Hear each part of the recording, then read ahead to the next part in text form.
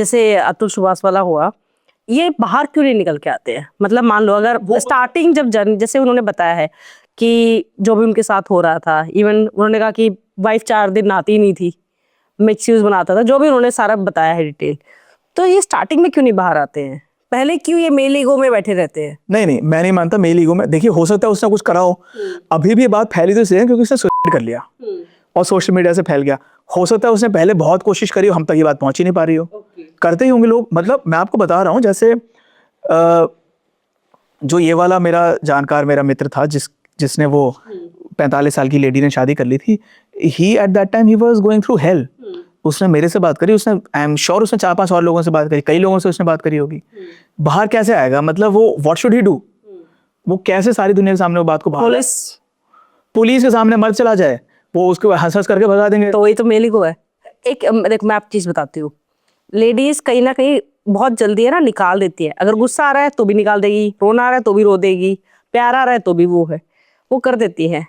Mails कहीं ना कहीं हाइड करते हैं फीलिंग्स को, जल्दी से दिखाते नहीं है ना जी। आप तो खुद देखते होंगे, जल्दी से नहीं दिखाएंगे। बच्चे में भी प्यार है, इमोशंस को कंट्रोल रखेंगे, माँ 2 मिनट में रो पड़ेगी। ठीक है, तो वो कहीं ना कहीं जाके उनको शर्म नहीं है कि अगर हम थाने में जाके रो रहे हैं, बता रहे हैं कि हस्बैंड मार रहा है या कर रहा है, मैरिटल जो होता है ऐसे हो रहा है। लेकिन एक आदमी जो होता है ना, वो सोचता है कि अगर मैं जाके बताऊंगा तो मेरे को तो ये सोचेंगे ना, अरे तू मर्दों के पिट रहा है।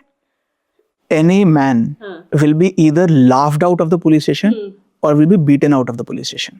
पुलिस वाले कभी भी मेल्स की साइड नहीं लेते हैं। It never happens. तो फिर तो फिर तो जैसे कहते हैं कि औरत की दुश्मन है, यहाँ पे तो पुलिस में तो आदमी का दुश्मन। जो भी है, मे बी ये कहना चाहिए कि सिस्टम आदमी का दुश्मन है इस समय।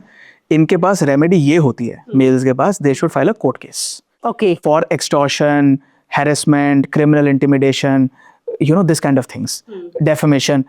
उसमें आप उनके खिलाफ डेफेमेशन का केस फाइल करिए, उससे मांगिए 50-60 लाख रुपए, जो भी है। ठीक है, तब एक्चुअली इसमें ना जो लेडीज हैं जो इस प्रोसेस को मिसयूज कर रही हैं, उनका कॉन्फिडेंस, उनका ओवर कॉन्फिडेंस, उनकी ईगो, उनकी ऐंठ, वो तोड़ने की जरूरत है। उनको ये दिखाने की जरूरत है कि ऐसा नहीं है कि तुम ही हमारे खिलाफ झूठे केस दर्ज कर सकते हो, हम भी तुम्हारे खिलाफ कर सकते हैं, या झूठे या सच्चे भी। तो it is not as if there is nothing for you to pay, there is no cost, because women tend to think there is no cost for them to pay even if they are proven false. मैं आपको बताता हूँ, मान लीजिए ये ऐसा है ना, इनमें जो आंकड़े निकाले जाते हैं, 2014 की शायद एक रिपोर्ट है जिसमें मेरे ख्याल से डाउरी हैरेसमेंट के केसेस में या 498A के केसेस में ये रिपोर्ट आई थी, सरकारी रिपोर्ट है, कि केवल 12-13% लोगों की कन्विक्शन की लाइक्लीहुड है।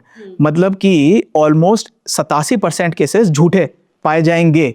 जो केस झूठा पाया जा रहा है, उस केस में क्या वो लेडी के खिलाफ कार्रवाई नहीं होनी चाहिए? क्योंकि उसे पता है कि मेरे खिलाफ तो कुछ होना नहीं, मैं केस फाइल कर दूंगी तो मेरे को सिर्फ गेन शायद कुछ हो जाएगा, फायदा, क्योंकि मेरा हस्बैंड जब सफर करेगा तो मुझे तो आनंद आएगा, मुझे उसे मेंटेनेंस अलाउंस मिलेगा, मेरे को सैडिस्टिक प्लेजर मिलेगा, हम उनसे बदला लेंगे, ठीक है, और मेरे को पैसा भी मिलेगा। लेकिन अगर मैं झूठी पाई गई, वो भी 5 साल, 7 साल, 10 साल बाद, तो मेरे खिलाफ तो वैसे ही कुछ नहीं होना है, तो मैं तो पूरा आराम से मिसयूज करती हूँ।